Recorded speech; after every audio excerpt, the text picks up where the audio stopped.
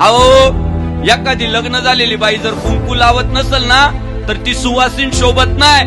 आणि भारतात जन्माला येऊन जर एखादा भारतीय नागरिक मतदान करत नसेल ना तर तो भारताचा नागरिकच शोभत नाही असं माझं म्हणणं आहे. जो भारतात जन्माला आला त्याने सगळी कामं बाजूला ठेवून मतदानाच्या दिवशी मतदान केलंच पाहिजे.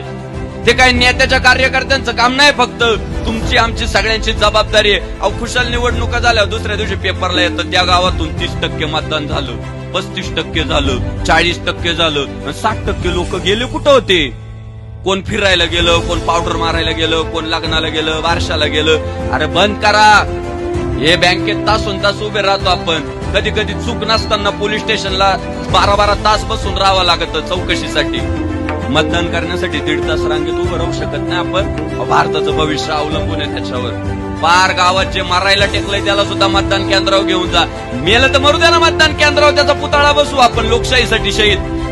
पार जाता जाता गेलं तरी त्याचे डोळे उघडा, आधार कार्ड दाखवा, तेवढं बटन दाबून या.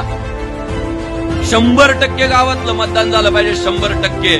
पुढच्या काळात मतदानाची टक्केवारी वाढवा. तुम्ही लोकशाहीला समजून घ्या.